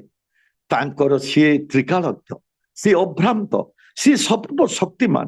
ସିଏ କଣ କହିଲେ? ସେ କହିଲେ ଆମେ ଲୁକିଏ ଆଛେ ପ୍ରତିଟି ପ୍ରାଣେ। ପ୍ରତିଟି ପ୍ରାଣ ଭିତରେ ସେ ଲୁଚିକିରି ରହିଛନ୍ତି। ଘୋଡା ବିକୁରେ ଯଦି ଚାବୁକୁଟିଏ ପଡିଗଲା, ଆଉ ସେ ଚାବୁକଟାର ଚିହ୍ନ ଯଦି ପ୍ରଭୁଙ୍କର ପିଠିରେ ଲାଗି ଯାଇଛି, ତାହେଲେ କିଏ ସେ ଘୋଡା ଆଉ କିଏ ସେଇ ପ୍ରଭୁ? ଆଉ ଯଦି ସିଏ କହୁଛନ୍ତି କୁକୁର ହେଇ ଭାତ ମୁଠାଏ ପାଇଁ ମୁଁ ଦୌଡ଼ି ଯାଏ, ଆଉ ନିର୍ମମ ହେଇ ମୁଁ କୁକୁର ମୁଣ୍ଡରେ ପ୍ରହାର ଦିଏ, ମୋରି ପାଇଁ ମୋର ଲୀଳା କି ରହସ୍ୟମୟ ଏ ଲୀଳା। ଯଦି ସିଏ କୁହନ୍ତି ମୁଁ ସ୍ୱାମୀ ହେଇ ସ୍ତ୍ରୀର ମନୋରଞ୍ଜନ କରେ, ଆଉ ସ୍ତ୍ରୀ ହେଇ ସ୍ୱାମୀର ସେବା କରେ, ଦେଖନ୍ତୁ କିଏ ସ୍ୱାମୀ ସିଏ କିଏ ପ୍ରକୃତ ଏ ସ୍ତ୍ରୀ ପ୍ରକୃତ ବି କିଏ ସେଇ ତାଙ୍କରି ପାଇଁ ତାଙ୍କର ଲୀଳା। ଆଉ ଏଇ କଥାକୁ ଆମେ ମାନେ ସମସ୍ତେ ମାନେ ପ୍ରତି କ୍ଷଣରେ ମନେ ରଖିବା ଦରକାର। ସତ୍ସଙ୍ଗର ଘଣ୍ଟାଏ 2 ଘଣ୍ଟା ଶୁଣିଲେ ତନ୍ମୟ ହେଇଗଲେ ଭାବ ବିହ୍ୱଳ ହେଇଗଲେ ଘରକୁ ଫେରିଗଲୁ, ଯଦି ଶାଶୁ ପଦେ କଥା କହିଦେଲା ଆଉ ସ୍ତ୍ରୀ ବୋହୂ ତାର ଉତ୍ତର ଦେଇଦେଲା, ସରିଗଲା। ଜୀବନର ସମସ୍ତ ପୁଣ୍ୟ ସମସ୍ତ ଧର୍ମ ସରିଗଲା। ତେଣୁ ଶ୍ରୀ ଶ୍ରୀ ଠାକୁର କହୁଛନ୍ତି ଭାଲୁ ବଲଲେ ଭାଲୋଇ ପାବେ ତେ ମନ ତରଇ ଆଶା ରଖ। ଆମେ ମାନେ ସତ୍ସଙ୍ଗୀ, ଆମେ ଭଲ କାମ କଲେ ଭଲ ଫଳଟିଏ ପାଇବା, ମନ ଭିତରେ ସେଇଭଳି ଆଶା ଟିକକ ରଖିବା ଦରକାର। ଆଶାଏ ଯଦି ବିଫଳ ହଉ, ମୁଁ ଆଶା କରୁଛି ମୋର ଶାଶୁ ମୋତେ ଟିକେ ସ୍ନେହ କରନ୍ତେ, ପ୍ରୀତି କରନ୍ତେ, ଶ୍ରଦ୍ଧା କରନ୍ତେ, ମୋ ପ୍ରଶଂସା କରନ୍ତେ, କିନ୍ତୁ ପ୍ରତିବଦଳରେ କଟୁ କଥା, କୁକଥା, ନିନ୍ଦା କଥା ଏବଂ ମୋର 14 ପୁରୁଷକୁ ମଧ୍ୟ ଉଜାଡି ଦଉଛନ୍ତି। କିଛି ବ୍ୟସ୍ତ ହବା ଦରକାର ନାହିଁ, କାହିଁକି ଆମେ ମଙ୍ଗଳମୟଙ୍କର କୋଳରେ ଯାଇ ଅବସ୍ଥାନ କରିଛେ। ଠାକୁର କହୁଛନ୍ତି କଟୁ କଥାର କଟୁ ଉତ୍ତରେ ଅସତ ବୁଦ୍ଧି ବେଡେଇ ଯାଏ। ସିଏ ବୟସରେ ବଡ, ସିଏ ମୋତେ ଶାସନ କରିବା ପାଇଁ ହଉ ବା ତାଙ୍କ ଭିତରେ ସେଇଭଳିକା କଳୁଷ କାଳିମା ଜମାଟ ବାନ୍ଧି ହଉ, ତାଙ୍କର ମୁହଁ ଧରି ଯଦି ଏଇ କଥାଟା ବାହାରି ଆସିଲା, ମୋର କଣ କର୍ତ୍ତବ୍ୟ ତାଙ୍କୁ ପ୍ରତି ଉତ୍ତର ଦବା? ମୋ ବାପା ଥରେ ମୋତେ କହିଥିଲେ, କହିଲେ ରେ କୁକୁର ଯଦି ତୋତେ କାମୁଡି ଦିଏ ତୁ କଣ ଯାଇ କୁକୁରକୁ କାମୁଡିବୁ? ଶ୍ରୀରାମଚନ୍ଦ୍ରଙ୍କର ସ୍ତ୍ରୀକୁ ଯଦି ରାବଣ ନେଇଗଲା, ଆଉ ଶ୍ରୀରାମଚନ୍ଦ୍ର କଣ ରାବଣ ସ୍ତ୍ରୀକୁ ଯାଇ ନେଇ ଆସିବେ? ଏଇ ବୋଧଟା ଯଦି ଆମ ଭିତରେ ଜାଗ୍ରତ ନହେଲା, ଆମେ କି ସତ୍ସଙ୍ଗୀ ହେଲୁ? କଣ ତାଙ୍କୁ ଭଲ ପାଇଲୁ? କଣ ଜୀବନରେ ହେଇ ଉଠିଲୁ? କଣ ଆଜି ଲୋକଙ୍କ ପାଖରେ କୋଉ ଚରିତ୍ର ନେଇକିରି ଆଜି ଆଚାର୍ଯ୍ୟ ଦେବ ଆଉ ଅବିନ୍ଦାଙ୍କର କଥାକୁ ନେଇକିରି ଆମେ ଲୋକଙ୍କ ପାଖରେ ପହଞ୍ଚିବୁ? ଆମ ମାନଙ୍କର ହସ, ଆମ ମାନଙ୍କର କଥା, ଆମ ମାନଙ୍କର ପରକୁ ଆପଣାର କରିବାର ବୁଦ୍ଧି, ଆମ ମାନଙ୍କର ଅଭିଭାବକ ଥିବା ବ୍ୟକ୍ତିତ୍ୱ, ଆମ ମାନଙ୍କର ବିଚାରବନ୍ତ ହୃଦୟ, ଆଉ ଏଇଗୁଡ଼ିକକୁ ଚରିତ୍ରକୁ ନେଇକିରି ସିନା ଆମେ ତାଙ୍କ ପାଖରେ ପହଞ୍ଚିବା। ଆଉ ତାରି ଭିତରେ ଥିବ ଭଲ ପାଇବାର ଗୁଣ। ଅନେକ କର୍ମୀ ଭାଇମାନେ କୁହନ୍ତି ଘର ଭିତରକୁ ପହଞ୍ଚିଲା ବେଳକୁ ମା କବାଟଟା ଆଉଜେଇ ଦଉଛନ୍ତି, କହୁଛନ୍ତି ସିଏ ଘରେ ନାହାନ୍ତି, ଆପଣ ପରେ ଆସିବେ। ଏ କଥାକୁ ସହିକିରି ମଧ୍ୟ ଏଇ କଥାଟାକୁ ସଙ୍ଗେ ସଙ୍ଗେ ପ୍ରତିଟି ଗୁରୁ ଭାଇ ମା ମନେ ରଖିବେ, ପ୍ରଭୁଙ୍କ ପାଖକୁ ପଠେଇଦେବେ। କାରଣ ପ୍ରଭୁ କୋଉ ଭଳିକା ଭାବରେ ଲୀଳା କରୁଛନ୍ତି। ସିଏ ଚୋର ହେଇକିରି ଚୋରି ବି କରୁଛନ୍ତି। ବେକୁ ନମ୍ବର 6, ଚୋରକୁ କହେ ଚୋରି କର, ସାଧୁକୁ କହେ ଦ। ତେଣୁ ତାଙ୍କର ଯଦି ଏ ଲୀଳା ହେଲା, ଆଜି ବୋଧେ ମୋର ଆଶୀର୍ବାଦଟା ଠିକ ନଥିଲା ବା ମାଙ୍କର ମନ ଅବସ୍ଥାଟା ଠିକ ନାହିଁ, ମା ମୋ କଥା ନ ଶୁଣେଇବା ପୂର୍ବରୁ କବାଟଟାକୁ ଆଉଜେଇ ଦେଇ ଚାଲି ଯାଉଛନ୍ତି। ଛାଡ଼ିବି ନାହିଁ। ମା ତାଙ୍କ କାମ କଲେ, ମୁଁ ମୋ କାମ କରିବି। ପ୍ରଭୁଙ୍କ ପାଖରେ ବସିବି, ପ୍ରାର୍ଥନା କରିବି, ଧ୍ୟାନ କରିବି। ପ୍ରଭୁ ସେଇ ମାଟି କଣ ଆପଣଙ୍କର ଆଶୀର୍ବାଦରୁ ବଞ୍ଚିତ ହେବେ? ସେଇ ପରିବାର କଣ ଆପଣମାନଙ୍କର ଦୟା କରୁଣାରୁ ବଞ୍ଚିତ ହେବେ? ଏଇ ମନ ଭିତରେ ଏଇଭଳିକା ଚିନ୍ତା ଦରଦ ନିଏ। ପ୍ରୀତିର ପଥେ ଶ୍ରଦ୍ଧା ସମାଦରେ ପାରିସ୍ ଯଦି ବଲିସ୍ କଥା ହୃଦୟ ସ୍ପର୍ଶ କରେ। ପ୍ରଭୁଙ୍କର ହୃଦୟକୁ ସ୍ପର୍ଶ କଲା ଭଳିକା କଥା କହିବାକୁ ପଡିବ। ଆଉ ତାଙ୍କର ସୃଷ୍ଟିର ଜୀବ ଜଗତର ପ୍ରତ୍ୟେକଙ୍କୁ ସମସ୍ତଙ୍କ ସାଙ୍ଗରେ ଆମେ ସେଇ ଭାବ ରଖିବା ଦରକାର। ପରମ ଦୟାଲ ଶ୍ରୀ ଶ୍ରୀ ଠାକୁର কହୁଛନ୍ତି ভালো মন্দ যা কিছু সব নিজের সাথে মিলিয়ে নিবি, ভালো যা তা আঁকড়ে ধরে মন্দ গুলির নিপাত দিবি। ଆମେ ଯେ ସତ୍ସଙ୍ଗୀ, ଆମେ ଯେ ପ୍ରଭୁଙ୍କର ଭଲ କଥା ଗୁଡ଼ିକ ଶୁଣିଛେ, ଆମେ ଆଉ ମନ୍ଦ ପଶିବା ପାଇଁ ଆଉ ଜାଗା କୋଉଠି ରହିବ? ମୋର ତ ମାଠିଆ ଜଳରେ ପରିପୂର୍ଣ୍ଣ, ଆଉ ଫୁଟା ନାହିଁ, ମୋ ପାଣି ବୋହିଗଲା ଭଳିକା। ଏଇ ସ୍ତରକୁ ଆମକୁ ଯିବାକୁ ପଡିବ। ଯଜନ ଯାଚନ ଇଷ୍ଟଭୃତି ପରାୟଣ ହେଇକିରି ଆମକୁ ହବାକୁ ପଡିବ ସେଇଭଳିକା। କାରଣ ଏ ଚତୁଃପାର୍ଶ୍ୱ ଦେଖନ୍ତୁ, ଗୋଲାପ ଫୁଲଟାକୁ ତୋଳିବାକୁ ଗଲେ ଗୋଲାପ ତଳକୁ କଣ ଥାଏ? କଣ୍ଟା ଥାଏ। ହାତରେ ବାଜିଯାଏ ନା? ହଁ ବାଜିଯାଏ। ଫୁଟିଯାଏ ନା? ହଁ ଫୁଟିଯାଏ। ତାହେଲେ ଆମେ କଣ୍ଟାଟା ଫୁଟିଯିବ ବୋଲି ଗୋଲାପ ଫୁଲକୁ ତୋଳିବା ନାହିଁ ନା ଆଣିବା ନାହିଁ, ପ୍ରଭୁଙ୍କ ପାଖରେ ସମର୍ପିତ କରିବା ନାହିଁ? ନା।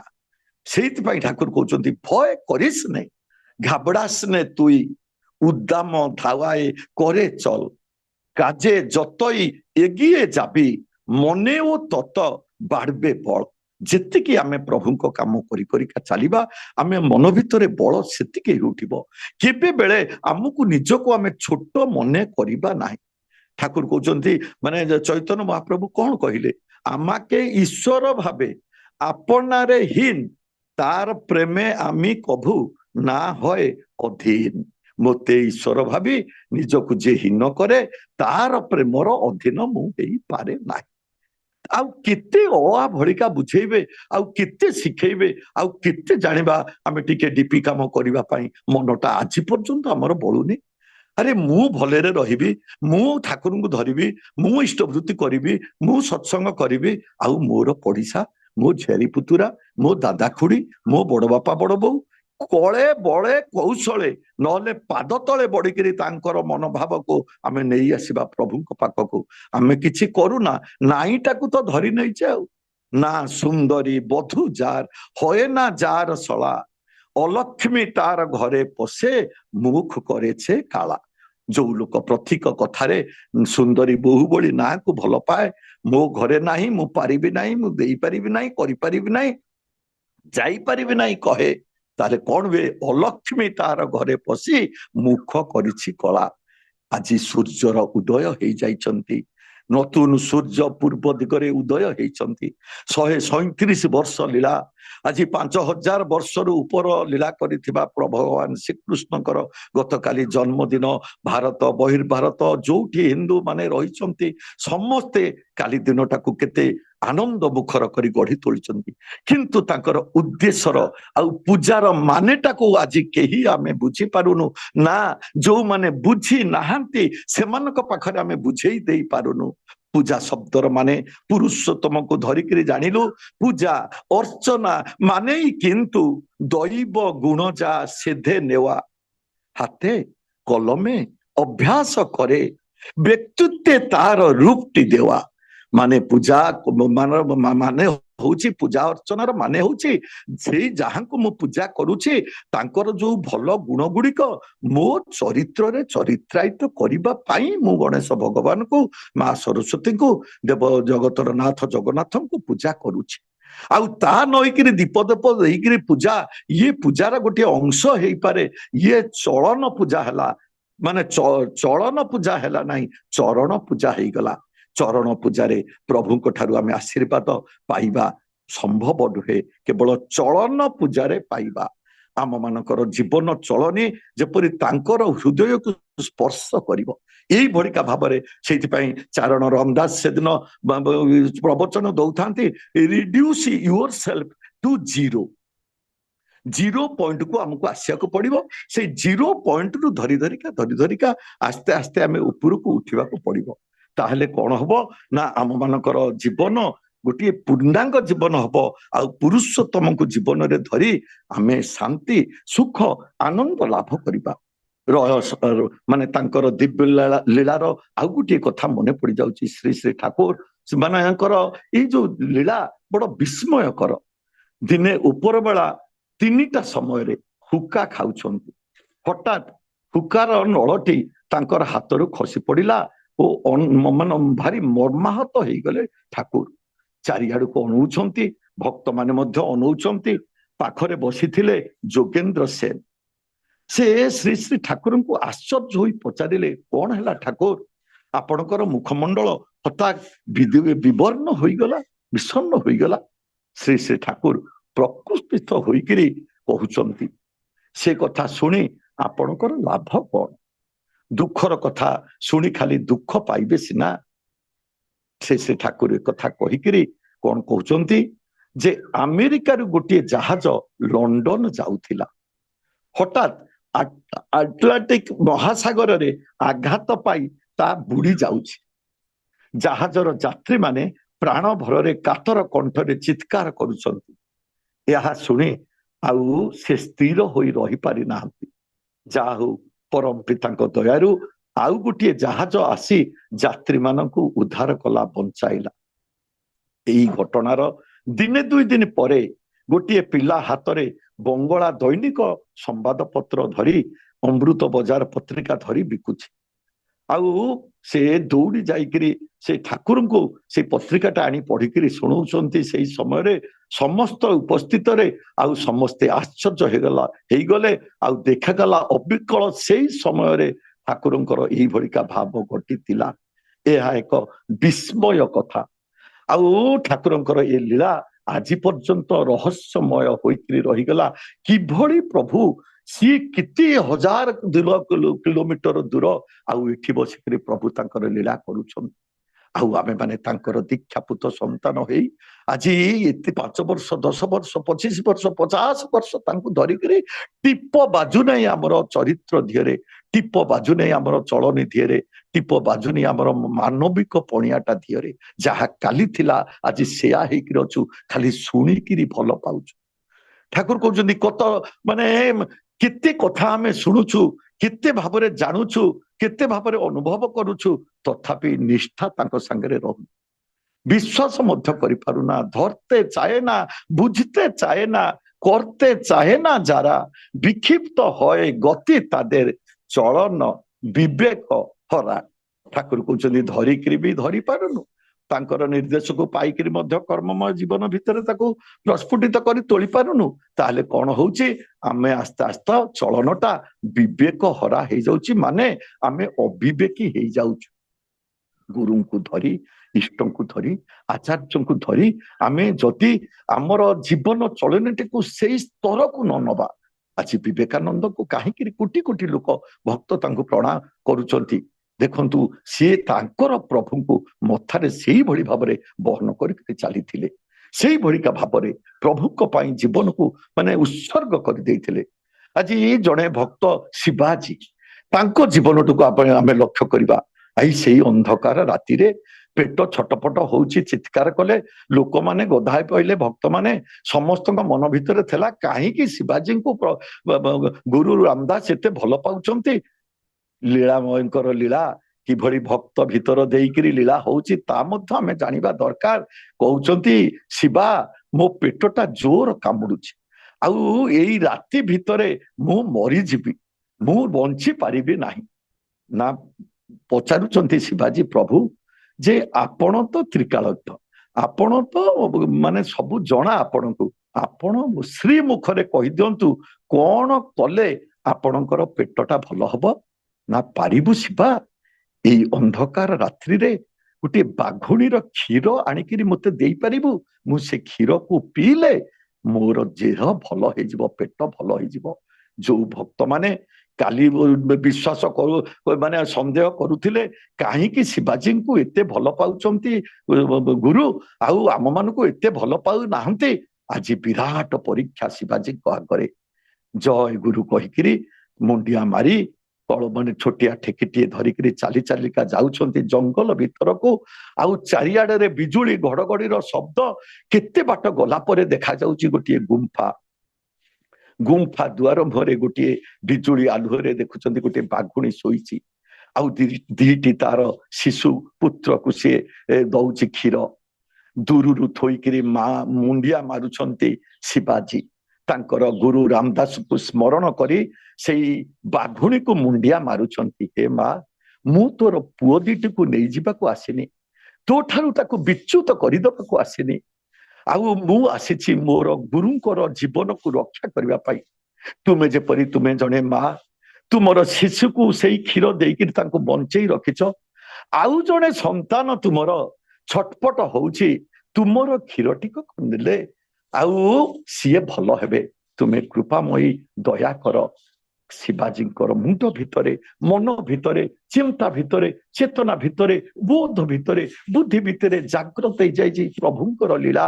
प्रभु सबुस्त भितरे विराजमान करंती एक कथा विश्वास करिकरी जेतेबेले जाइकरी पाखकु जाइछि, बाघुणी मुंड हलै देइछि, आउ शिशुपुत्र दीटा गुंफा भितरकु पळै जाइछि। बाघुणी लंब हेकरी सोई जाइछि, आउ तार चेररु से तार क्षीर टिकक दुईकरी जेतेबेले आसी आश्रम रे पहुंचीचंती सेतेबेले बाबा भल हो जाइछंती। ई होछि लीला, ई होछि परीक्षा, भक्तर भक्तिर परीक्षा। आउ आमे किछि करिबु नाही, केईटा दिन दीक्षा नेइछु, टिके इष्टबुद्धि कर देउछु, कोन विपद आइला बेलको कहउछो ठाकुर हमकु रक्षा कले नाही। एते निर्दय, ସେଇଥିପାଇଁ ସତ୍ୟସାଇ ବାବା ଗୋଟିଏ ବଢିଆ କଥା କହିଲେ। ମୋ ବଡ ଭାଇ ବାବାଙ୍କର ଭକ୍ତ କିଶୋର ଭାଇ, ସେ କହିଲେ part time work full time payment. ଦେଖନ୍ତୁ ଆମେ ସମସ୍ତେ ଏ କଥାଟା ମନେ ରଖିବା। ମାନେ ଟିକିଏ କଣ ଜନ୍ମ ଜନ୍ମାନ୍ତରର କେତେ କଳୁଷ କାଳିମା, କେତେ ଦୁର୍ଭୋଗ, କେତେ ଘାତ ପ୍ରତିଘାତ, କେବେ କେତେ ଅଭାବନୀୟ ପରିବେଶ, ଏଇ ଟିକିଏ କେରେ ଭଲ ହେଇକିରି ଚାଲିଯିବ।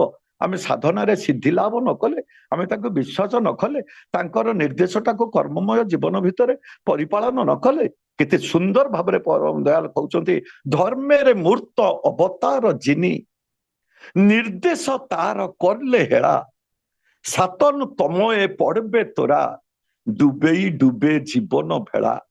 ଠାକୁର କହୁଛନ୍ତି ଧର୍ମର ଯିଏ ମୂର୍ତ୍ତ ଅବତାର, ତାଙ୍କର ଯାହା ନିର୍ଦ୍ଦେଶ ରହିଲା, ତାଙ୍କୁ ଯଦି କଣ୍ଟାଏ କଣ୍ଟାଏ ଆମେ ପରିପାଳନ ନ କରିବା କର୍ମମୟ ଜୀବନ ଭିତରେ, ତାହେଲେ ତିମିର ଅନ୍ଧକାରରେ ପଡି ଆମ ମାନଙ୍କର ଏଇ ବାପା ମାଙ୍କ କୋଳରୁ ଜନ୍ମ ନେଇ ଆସିଥିବା ଏଇ ଜୀବନଟା କୁଆଡେ ଧୂଳିସାତ ହେଇଯିବ, କୁଆଡେ ଡୁବିଯିବ, ଲିଭେଇଯିବ। ବୃତ୍ତି ପ୍ରବୃତ୍ତିର ଅଧୀନ ହେଇ, କାମର ଅଧୀନ, କ୍ରୋଧର ଅଧୀନ, ଲୋଭର ଅଧୀନ ହେଇ ମଣିଷର ମଣିଷତ୍ଵ କୁଆଡେ ଲିଭି ଚାଲିଯିବ।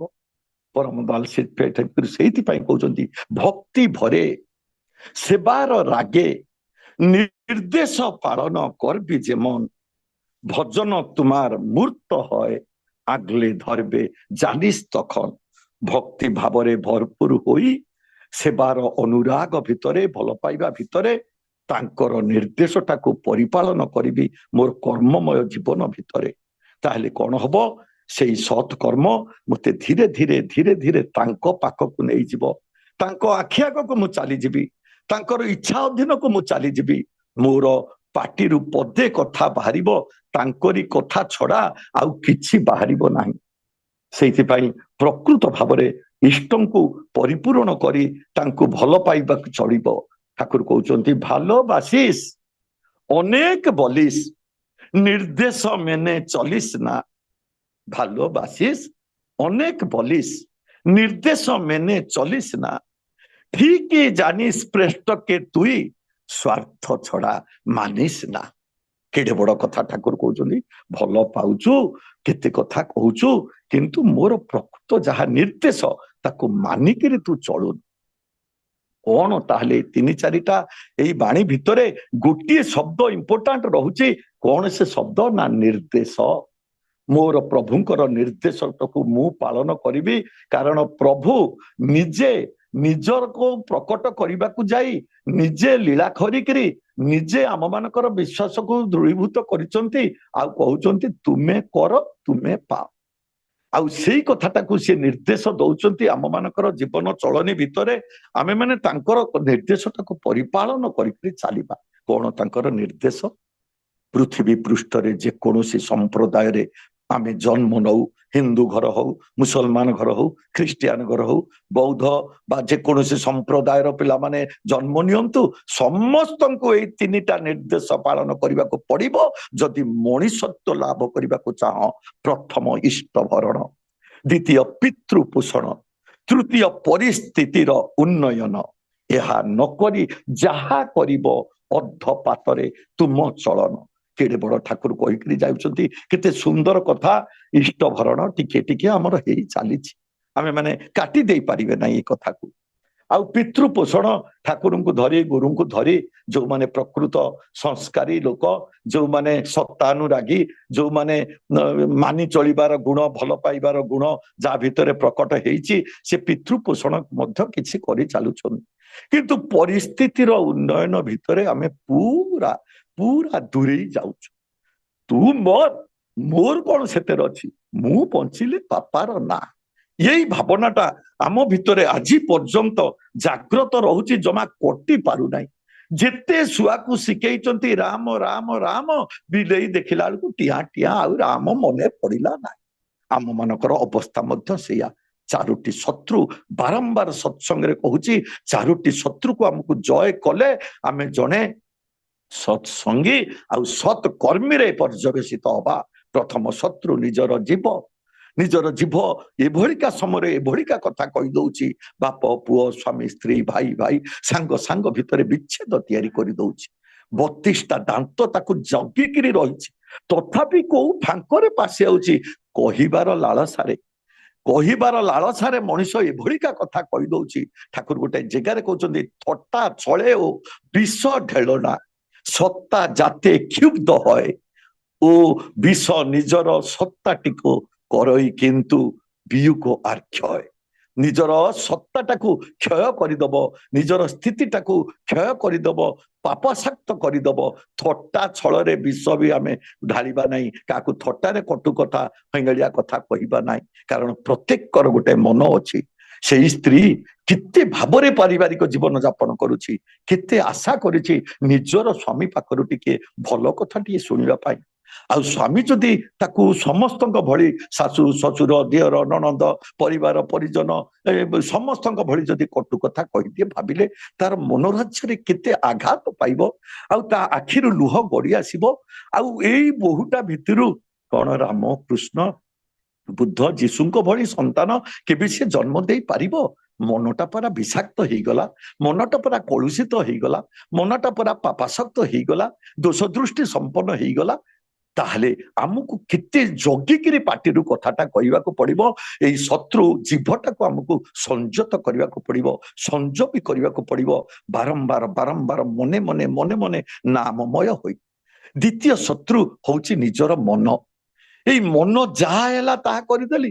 ଅଷ୍ଟମ ଶ୍ରେଣୀ ନବମ ଶ୍ରେଣୀ ଦଶମ ଶ୍ରେଣୀ ମା ବାପା କଥା ମାନିଲି, କଲେଜକୁ ଚାଲିଗଲା ବେଳୁ ବାପା ମା କୁଆଡେ ଦୂରରେ ରହିଗଲେ, ଯାହାକୁ ଭଲ ଲାଗିଲା ତାକୁ ଭଲ ପାଇ ଜୀବନ ସାଥୀ କରିକିରି ମାନେ ଗତ କାଲି ଆମ ମଦନ ମୋହନ ମଠ ରଘୁନାଥପୁର 103 ବର୍ଷର ମଠ ଜଣେ ଆମର ଗୁରୁ ଭାଇ ଆସି କହୁଛନ୍ତି ମନଟା ଭାରି ଦୁଃଖ ହେଇଗଲା ମନି ଭାଇ ସତ୍ସଙ୍ଗରେ, ସେଥିପାଇଁ ଟିକେ ଡେରିରେ ଆସିଲେ ନା କଣ ନା ଜଣେ ବ୍ୟାଙ୍କ ମ୍ୟାନେଜର ଆମର ଅଚ୍ୟୁତି ସାମନ୍ତଙ୍କର ଗାଁରେ ସେ ବ୍ୟାଙ୍କ ଖୋଲିଛି, ମାନେ କଲରା ବାଙ୍କରେ ମ୍ୟାନେଜର କଲେଜରେ ପାଠ ପଢୁଥିଲେ।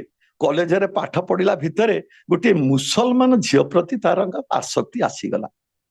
ବ୍ରାହ୍ମଣ ଘରର ପୁଅ ଭଲ ପାଇଗଲା ମୁସଲମାନ ଝିଅକୁ, ଆଉ 2 ଜଣ ଯାକ ବିବାହ ହେଇଗଲେ ବାପା ମାଙ୍କର ଇଚ୍ଛା ବିରୁଦ୍ଧରେ, ପରିବେଶର ଇଚ୍ଛା ବିରୁଦ୍ଧରେ, ପରିଜନଙ୍କର ଇଚ୍ଛା ବିରୁଦ୍ଧରେ। ଆଉ ବିଭାଘର ହେଇଯାଇକିରି ଝିଅ ନା ତା ଘରକୁ ଗଲା ନା ପୁଅ ତାଙ୍କ ଘରକୁ ଗଲା। ତାପରେ କେତେ ଦିନ ପରେ ତାର ଝିଅଟା ତାଙ୍କ ଘର ବାପ ଘରକୁ ଯିବାକୁ ଆରମ୍ଭ କଲା, କିନ୍ତୁ ପୁଅ ଆଉ ପୁଅର ମୁହଁରେ ସେଇ ନାହିଁ ସରସତା। ଯେତେବେଳେ ବୁଝିପାରିଛି ନଳି ମାନେ ଗୁଡ କଣ କି ବହି ଆଇଛି, ସେ ଆଉ ଘରକୁ ଆଜି ପର୍ଯ୍ୟନ୍ତ ଯାଇପାରୁନି। ଗତ 3 ଦିନ ତଳର କଥା, ସାଲେପୁରରେ ସେମାନେ ରହୁଛନ୍ତି। ଆଉ ସ୍ୱାମୀ ସ୍ତ୍ରୀ ଭିତରେ ଏଭଳି ଝଗଡା ହେଇଛି, ସ୍ୱାମୀ ଯାଉଛି ଯେ ଆତ୍ମହତ୍ୟା କରିବା ପାଇଁ। ଆଉ ଏ ବାଟରେ ଯାଉଛି ଏଇ ଗୁରୁ ଭାଇ ଜଣକ, ସେ ବ୍ୟାଙ୍କରେ କଲରା ବାଙ୍କ ବ୍ୟାଙ୍କରେ ତାଙ୍କର ଏକାଉଣ୍ଟ ଅଛି। ଯେତେବେଳେ ଧରିଛନ୍ତି ଓହ୍ଲେଇ ପଡିଛନ୍ତି, ନିଜର ଦୁଃଖ କଥା କହିଛନ୍ତି, ସିଏ ତାଙ୍କୁ ଘରକୁ ନେଇ ଆସିଛନ୍ତି ଆମର ଏଇ ରଘୁନାଥପୁର ପାଖ କଣ୍ଟୁଆରକୁ। ରାତି 10ଟା ବେଳେ ତାଙ୍କର ସ୍ତ୍ରୀ ସାଲେପୁରରୁ ଗୋଟିଏ ଅଟୋ କରିକିରି ଖୋଜି ଖୋଜିକା ଆସିଛନ୍ତି। ଆଉ ଜାଣନ୍ତି ତାଙ୍କର ପ୍ରକୃତ ବନ୍ଧୁ ଏଇ ଭାଇ ଆଉ କଣ୍ଟୁଆରର, ଆଉ ସେ ନିଶ୍ଚିତ ସେଇଠିକି ଯାଇଥିବେ। ରାତି ପାହି ଯାଇଛି 2 ଜଣଙ୍କୁ ବୁଝେଇବା ପାଇଁ। ଦେଖନ୍ତୁ ମାନେ ଠାକୁର କହୁଛନ୍ତି ସେଇଥିପାଇଁ কত সুখের স্বপন করলি রচন বাসলি ভালো যারে তারে জীবনটা গেল হেলায় ফেলায় ভাসতে শুধুই অশ্রু ধারে। এইভଳିକା ମାନେ ପରିସ୍ଥିତିକୁ, ଏଇଭଳିକା ପରିବେଶକୁ, ଏଇଭଳିକା ସମୟକୁ ଆମ ମାନଙ୍କୁ ସୁରେ ପରିଣତ କରିବା ପାଇଁ ସଂକଳ୍ପ ନବା। ସମୟ ଅତିକ୍ରାନ୍ତ, ଆମେ ମାନେ ଶପଥ କରିବା, ସଂକଳ୍ପ ଚ୍ୟୁତ ହବା ନାହିଁ।